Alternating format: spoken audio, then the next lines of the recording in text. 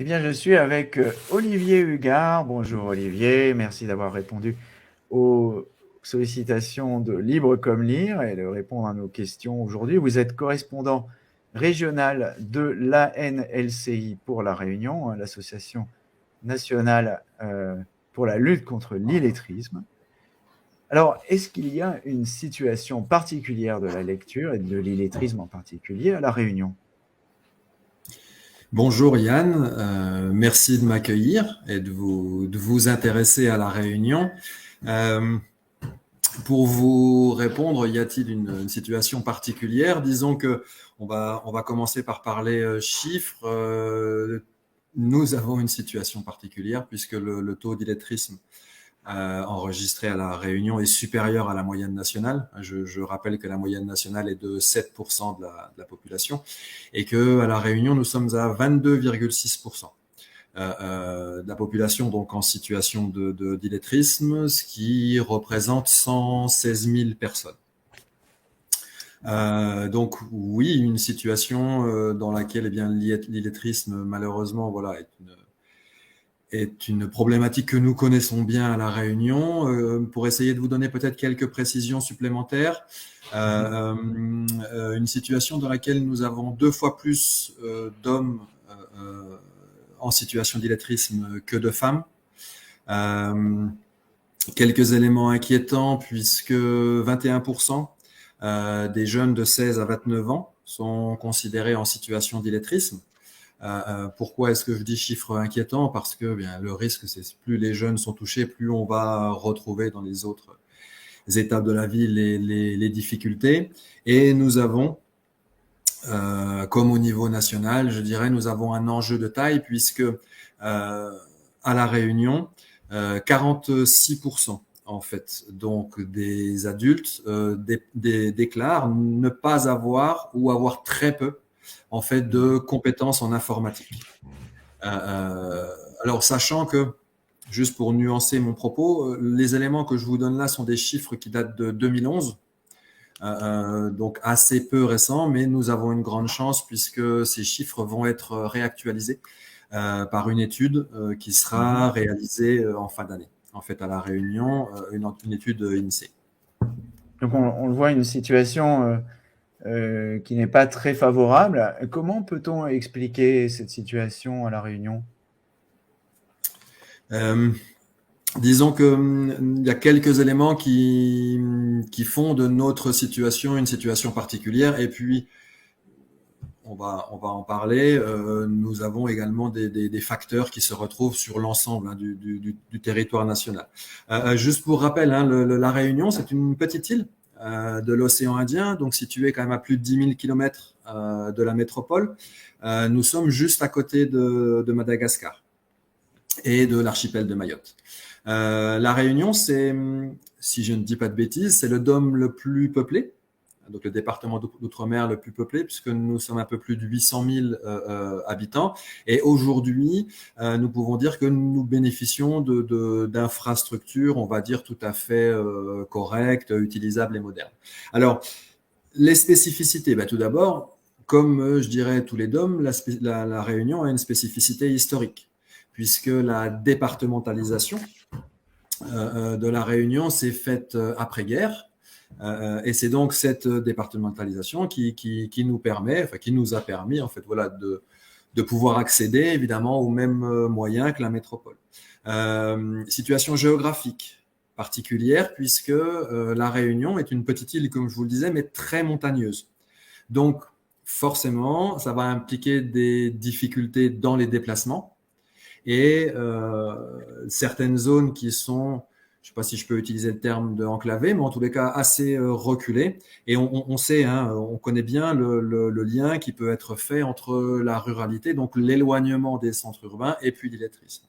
De la même manière, à La Réunion est une région qui connaît un taux de chômage assez élevé, donc plus important que la moyenne nationale, et un niveau de vie plus bas également que la moyenne nationale. Et de la même manière, on connaît le lien entre, on va dire, les conditions de vie, les accidents de la vie et l'illettrisme.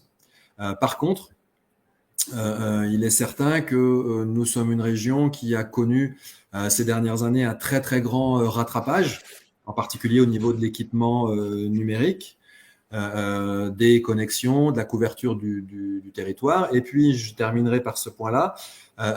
Comme tous les départements d'outre-mer, il y a une question qui se pose entre, alors sans vouloir être trop technique, mais on appelle ça l'allophonie. Vous savez que chez nous, à La Réunion, comme dans les autres, enfin, comme dans la majorité des autres DOM, nous avons des langues régionales très fortes qui sont encore beaucoup utilisées. Et donc, les spécialistes se posent la question, est-ce qu'il y a un lien entre les difficultés au niveau du français et puis l'utilisation voilà, de nos langues à nous locales, de notre créole. Sans vouloir rentrer dans les débats d'experts, aujourd'hui, il n'y a pas de lien réellement établi. Et je ne citerai peut-être juste qu'un seul chiffre, mais au niveau national, 71% des personnes en situation d'illettrisme ne parlaient que le français à la maison. Oui. La question est posée, mais je ne suis pas sûr que voilà, le lien soit établi. Non, c'est une chose qu'on remarque dans beaucoup de régions. On a cru longtemps, étant breton, je peux en parler, Tout à que fait. les langues régionales ralentissaient le développement d'apprentissage des langues. Et on sait aujourd'hui que c'est exactement l'inverse. En fait, plus on parle de langues et plus vous en parlez d'autres. Tout à fait. Quels sont, donc on a vu aujourd'hui les freins au développement de la lecture, mais il y a certainement des raisons d'espérer que cette situation s'améliore. J'ai même envie de dire plus que des raisons, même très clairement à La Réunion, il y a une prise de conscience générale en fait de la problématique, de son importance et vraiment la mise en œuvre. Je vais vous donner peut-être quelques exemples, mais la mise en œuvre d'actions spécifiques et qui en plus s'appuie sur des moyens qui sont conséquents. C'est-à-dire que nous avons cette grande chance, alors comme d'autres régions naturellement, hein, mais d'avoir, on va dire, l'ensemble des acteurs en fait qui maintenant sont impliqués dans la prévention et la lutte contre l'illettrisme. C'est-à-dire que l'ensemble des acteurs nationaux, l'État naturellement, je vais citer uniquement le plan d'investissement dans les compétences, par exemple la stratégie de lutte contre la pauvreté, évidemment des acteurs comme l'éducation nationale, qui est fortement engagée chez nous, la caisse d'allocation familiale. Pourquoi est-ce que je parle d'eux? Parce que aujourd'hui, il y a un vrai lien et il y a un vrai levier. Nous en sommes convaincus pour ramener les parents vers la lecture. C'est ce que nous appelons les actions éducatives familiales, c'est-à-dire l'accompagnement des enfants en fait dans leur scolarité. Je vais pas tous les citer, hein, mea culpa, mais Pôle Emploi de la même manière est très fortement engagé. L'armée, vous savez que dans les DOM, nous avons le régiment du service militaire adapté, également très actif. Les collectivités, avec la région Réunion et le conseil départemental, mais également, et c'est à noter, un fort engagement au niveau communal et intercommunal, une vraie prise de conscience. Et ce lien-là, ce rôle est très important. Hein. Je ne citerai par exemple que les CCAS, par exemple, les centres communaux d'action sociale, mais qui ont un rôle vraiment très important à jouer. Et puis, pour terminer, et c'est une chance fantastique pour notre territoire, nous avons l'ensemble de la société civile qui est impliquée, qui a décidé de s'emparer de la problématique. Et quand je parle de l'ensemble de la société civile, il y a bien évidemment le monde associatif.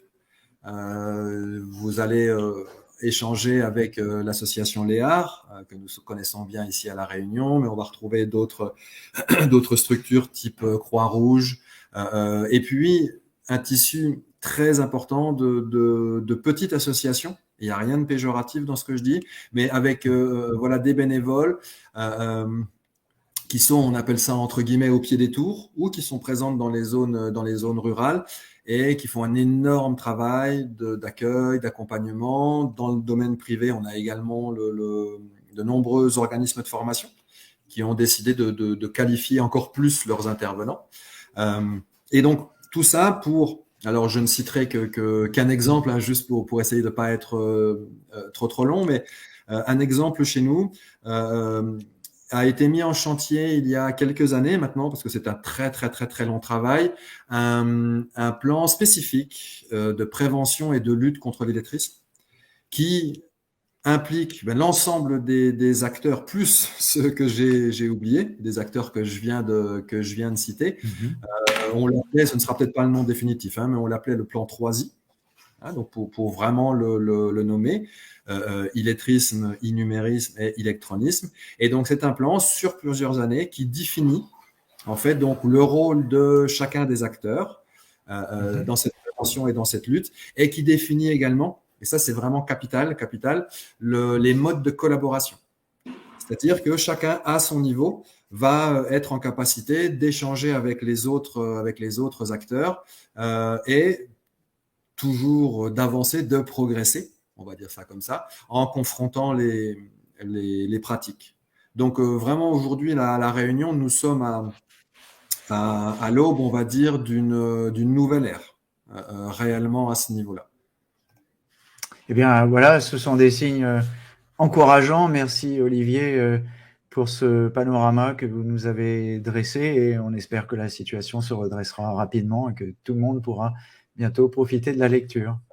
Merci. N'hésitez pas à revenir vers nous pour voir justement nos progrès, et merci encore de bien avoir voulu vous intéresser à la Réunion.